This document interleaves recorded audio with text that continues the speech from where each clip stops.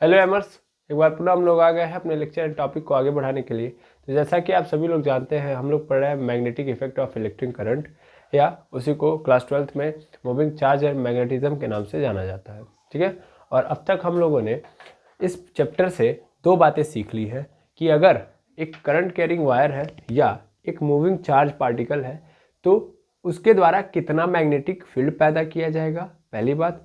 दूसरी बात ये भी देख लिया कि अगर ये सभी घटनाएं हो रही हैं तो मैग्नेटिक फील्ड आ रही है, तो मैग्नेटिक फील्ड द्वारा कितना मैग्नेटिक फोर्स पैदा किया जाएगा।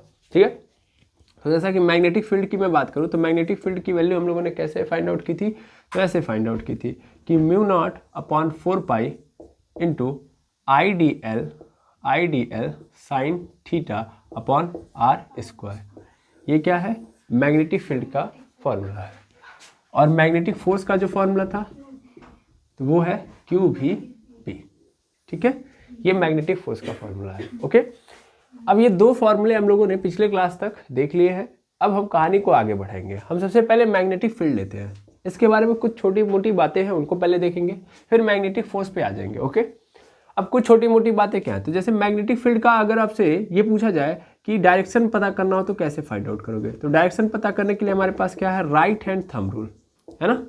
राइट हैंड थंब रूल कि मैग्नेटिक फील्ड का डायरेक्शन किधर की ओर होगा। अगर एक करंट कैरिंग वायर है तो उसके चारों ओर मैग्नेटिक फील्ड बन रहा है तो उस मैग्नेटिक फील्ड की डायरेक्शन क्या होगी। या अगर एक क्यू पार्टिकल है, ठीक है ना, या एक चार्ज पार्टिकल है, क्यू पार्टिकल मतलब चार्ज पार्टिकल है, तो अगर वो मूव कर रहा है तो उसके चारों ओर मैग्नेटिक फील्ड की डायरेक्शन किधर की ओर होगी, वो हम किससे निकाल सकते हैं, राइट हैंड थंब रूल से। लेकिन अगर हमसे यही पूछ दिया जाए कहाँ पे, मैग्नेटिक फोर्स के बारे में, तो मैग्नेटिक फोर्स अगर पता करना हो, यानी एक मूविंग चार्ज पार्टिकल है, अगर वो मूव कर रहा है तो मूव करते वक्त वो फोर्स किस डायरेक्शन में लगा रहा है, तो उसके लिए हम क्या यूज करेंगे, तो अभी हम आगे जस्ट देखेंगे फ्लेमिंग लेफ्ट हैंड रूल।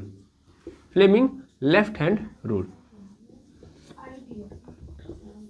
ठीक है, क्लियर है, आई बात समझ में ध्यान देंगे। तो फ्लेमिंग लेफ्ट हैंड रूल से हम मैग्नेटिक फोर्स की डायरेक्शन पता करेंगे। यानी फिलहाल में थोड़ी बहुत चर्चा की बातें छूट गई थी जो हम मैग्नेटिक फील्ड में छोड़ के आए हैं, उसको थोड़ा कर लेते हैं। देखिए, हम जानते हैं कि अभी हम जो बात कर रहे हैं मैग्नेटिक फील्ड की, ये एक्चुअल में मैग्नेटिक फील्ड तब आ रही है जब इलेक्ट्रिक फील्ड पहले से मौजूद है। ठीक है ना, हम ये मैग्नेटिक फील्ड तब पैदा कर पा रहे हैं जब पहले से मूविंग चार्ज के चार्ज के पास इलेक्ट्रिक फील्ड है। ठीक है, तो इसका मतलब अगर देखा जाए तो एक चार्ज पार्टिकल है, अगर वो मूव कर रहा है तो उसके पास दो तरीके की फील्ड आ गई, एक तो इलेक्ट्रिक फील्ड और दूसरी मैग्नेटिक फील्ड। अब मैं थोड़ा बहुत क्या देखूंगा, थोड़ा बहुत इनके अंदर समानताएं देखना चाहूंगा। ठीक है ना, थोड़ा बहुत समानताएं देखना चाहूंगा, थोड़ा बहुत अंतर देखना चाहूंगा। अगर मान लो ये क्यू चार्ज है और क्यू चार्ज के ऊपर अगर मैं पता करूं कि इलेक्ट्रिक फील्ड कितना होता है, तो इलेक्ट्रिक फील्ड कितना होता है, तो सर वो होता है F/E इंटू क्यू होता है ना। सॉरी गलत मैंने लिख दिया, E is equal to F/Q होता है, F/Q0। F की वैल्यू अगर हम रखेंगे तो यहाँ से हमारे पास आता है KQ/R²। ठीक है ना, यानी ये इलेक्ट्रिक फील्ड की वैल्यू है, यहाँ से हमेशा हम डिराइव कर लेते हैं। तो E is equal to KQ/R²। जबकि यहाँ पे अगर हम इलेक्ट्रिक फील्ड देखें तो ये इलेक्ट्रिक फील्ड नहीं होकर ये क्या है, मैग्नेटिक फील्ड है। और मैग्नेटिक फील्ड को हम किससे रिप्रेजेंट करते हैं, B से।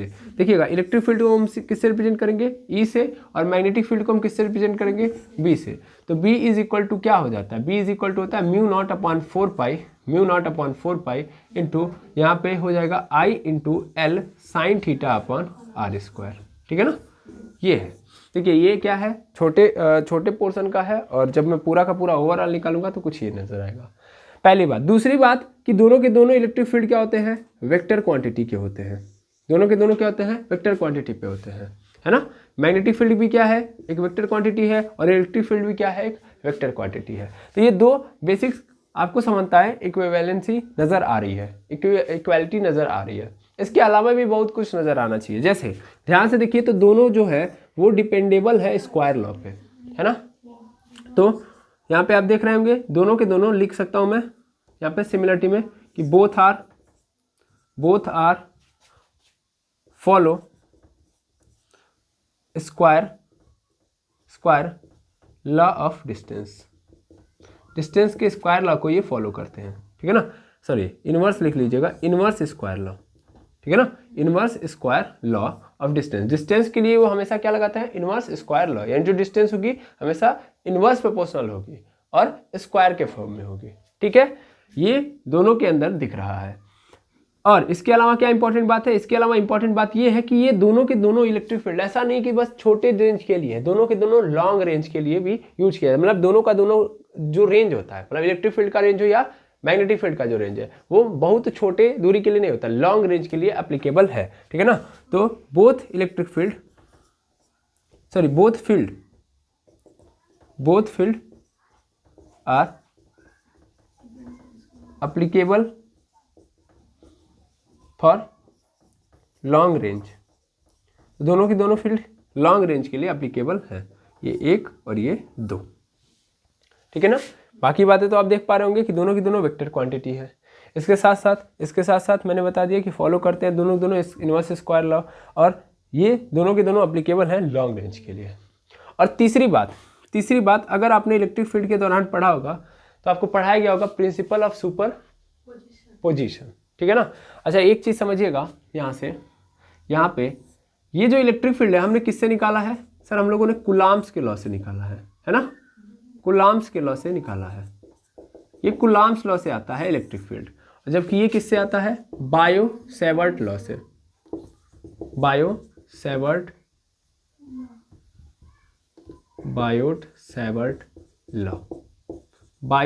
लॉ से निकाला जाता है। और मैं दिखा रहा हूँ कूलॉम्स लॉ और बायो-सेवर्ट लॉ के अंदर इक्वालिटी, क्लियर है ना, क्या सिमिलरिटीज़ हैं। तो ये भी याद रखिएगा कि इलेक्ट्रिक फील्ड जो है कूलॉम्स लॉ से पता की जाती है और मैग्नेटिक फील्ड बायो-सेवर्ट लॉ से पता की जाती है, ठीक है ना। ये छोटी बात थी लेकिन इंपॉर्टेंट बात थी। हाँ, मैं बात करता प्रिंसिपल ऑफ सुपरपोजिशन की। तो what is the means of principle of superposition. तो इसका मतलब ये होता है कि मान लीजिए एक चार्ज पार्टिकल है और इसके द्वारा इस पॉइंट पे जो इलेक्ट्रिक फील्ड पैदा की जा रही है वो कितनी है, E1 है, और यहाँ पे ध्यान से देखेंगे इस पॉइंट पे अगर देखा जाए तो कितना है, E2 है ना। तो हमसे पूछ दे कि इसके द्वारा जो नेट इलेक्ट्रिक फील्ड पैदा की जा रही है वो बताइए आप। तो नेट इलेक्ट्रिक फील्ड पता करने के लिए हम किसका यूज करते हैं, प्रिंसिपल ऑफ सुपरपोजिशन। मतलब सपोज कर लीजिए कि अलग अलग चार्जेस हैं, या अलग अलग नहीं बहुत सारे चार्जेस हैं, तो बहुत सारा क्या करेंगे, इलेक्ट्रिक फील्ड जनरेट करेंगे। या एक चार्ज कई जगहों पे अगर अलग अलग पॉइंट पे जाओगे तो अलग अलग इलेक्ट्रिक फील्ड होगी, तो इसकी टोटल नेट इलेक्ट्रिक फील्ड निकालूंगा, तो उसके लिए हम क्या लगाते हैं, प्रिंसिपल ऑफ सुपरपोजिशन। जैसे कि आप लोगों को बताया गया होगा, क्या बताया गया होगा जब आप लोग प्रिंसिपल ऑफ सुपरपोजिशन पढ़ोगे चार्ज फोर्स के लिए। जैसे यहाँ पे Q1 चार्ज है, यहाँ पे Q2 है, यहाँ पे Q3 है, यहाँ पे Q4 है ना। तो बहुत सारे चार्जेस हैं। तो अगर मैं देखूँ तो Q1 के ऊपर Q4 भी लगा रहा होगा, Q1 के ऊपर Q2 भी लगा रहा होगा और Q3 भी इसके ऊपर लगा रहा होगा। तो अगर मैं नेट फोर्स देखूंगा तो यहाँ पे क्या करते हैं हम लोग, प्रिंसिपल ऑफ सुपरपोजिशन का रूल यूज करते हैं, ठीक है ना, और यहाँ से काम करते हैं। अध्यारोपण का सिद्धांत हिंदी में बोलते हैं, ठीक है ना।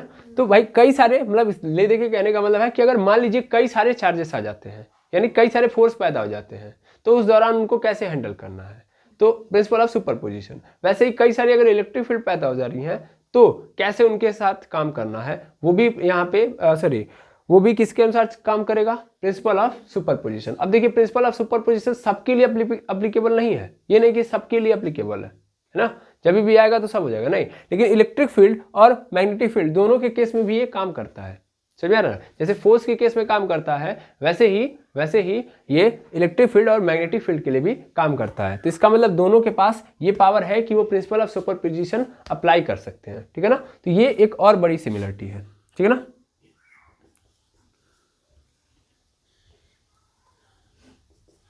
बोथ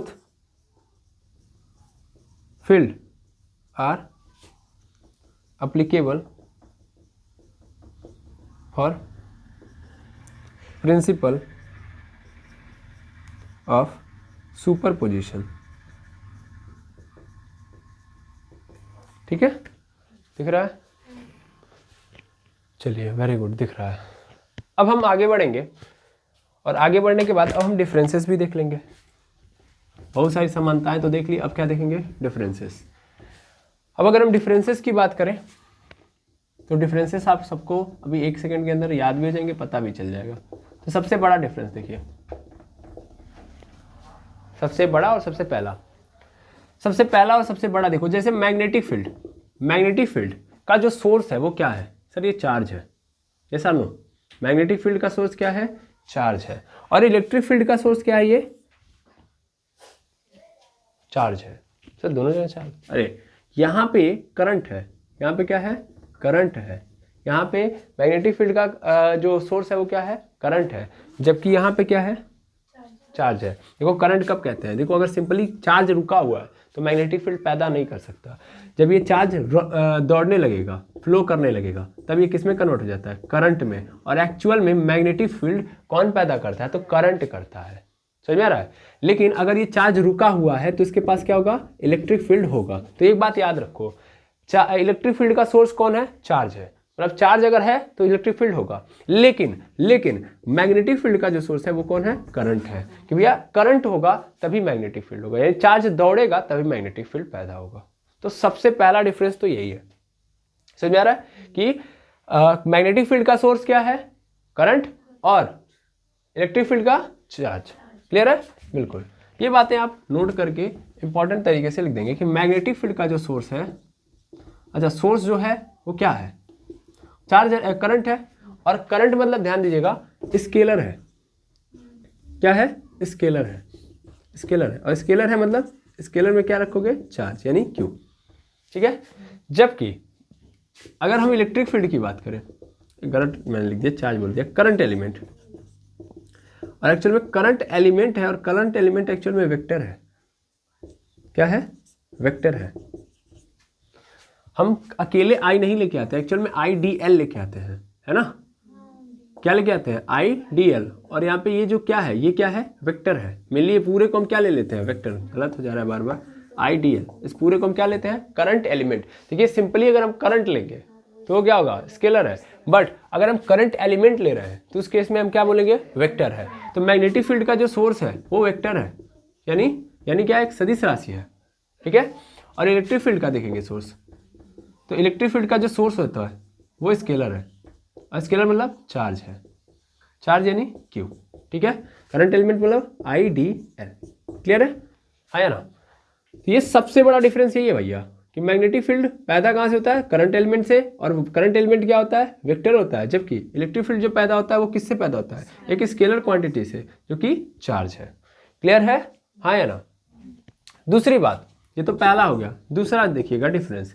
दूसरा डिफरेंस ये है कि जो इलेक्ट्रिक फील्ड होता है वो अलोंग काम करता है। वो क्या करता है, अलोंग, मतलब जैसे एक चार्ज है क्यों, तो उसके डायरेक्शन में काम करता है। समझ में आ रहा है, उसके डायरेक्शन में काम करता है। जबकि मैग्नेटिक फील्ड हमेशा करंट के, मतलब जैसे चार्ज है ना, तो चार्ज के अलोंग चल रहा होता है इलेक्ट्रिक फील्ड। आप देखे होंगे चार्ज के अलोंग चल रहा है। कैसे, जैसे मान लीजिए ये क्यू है, तो ये क्यू अगर कैसा है, पॉजिटिव है, तो इलेक्ट्रिक फील्ड की डायरेक्शन इसके अलोंग होगी, हाँ या ना, है ना, सॉरी बाहर होगी। पता नहीं क्यों बार बार गलत हो रहा है। ठीक है ना, बाहर की ओर हो जाएगी। और अगर माइनस क्यू है तो इस कंडीशन में अंदर की ओर होगी इलेक्ट्रिक फील्ड। तो क्या है, ये अलोंग चल रहा है, यानी क्यू जहाँ पे रखा है उसके अलोंग। अब देखो सर, ये तो यहाँ पे नहीं, यहाँ पे भी रखोगे तो भी होगा, हाँ है ना, तो भी अलोंग ही है। इधर रखोगे तो भी अलोंग ही है, इधर रखोगे तो भी अलोंग ही है, इधर रखोगे तो भी अलोंग है। परपेंडिकुलर जैसा इसमें कुछ शब्द ही नहीं है। समझ में आ रहा ना, चारों ओर क्या होगा, सेम कहानी चल रही होगी, हाँ या ना। पहली बात तो ये देखो, तो ध्यान देना कि इलेक्ट्रिक फील्ड जो होता है एक्चुअल में कैसे काम करता है, अलोंग टू चार्ज। लेकिन ये क्या होता है, हमेशा परपेंडिकुलर होता है। मैग्नेटिक फोर्स क्या होता है, मैग्नेटिक फील्ड क्या होता है, परपेंडिकुलर होता है। जैसे ये करंट एलिमेंट है, मान लेता हूँ कि करंट एलिमेंट है जिसमें आई करंट जा रहा है, तो हमेशा जो मैग्नेटिक फील्ड होगी इसके परपेंडिकुलर होगी। मैग्नेटिक फील्ड को मैं किससे रिप्रेजेंट कर दूँ, बी से, नहीं तो फिर कंफ्यूजन हो जाएगा। ये बी और ये क्या होगा, ई। ठीक है ना, सब पे वेक्टर का साइन लगा दो।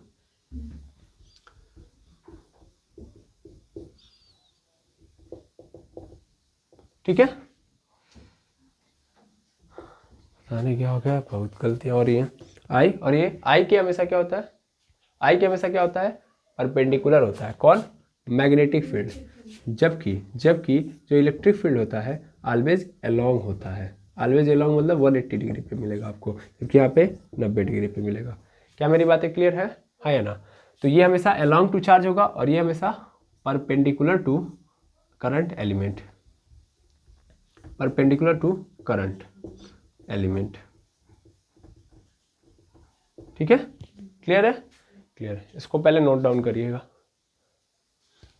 अब इसके साथ साथ तीसरे नंबर का जो डिफरेंस आपको देखने के लिए मिलेगा वो ये देखने के लिए मिलेगा कि मैग्नेटिक फील्ड डिपेंड है एंगल पे, डिपेंड अपॉन एंगल।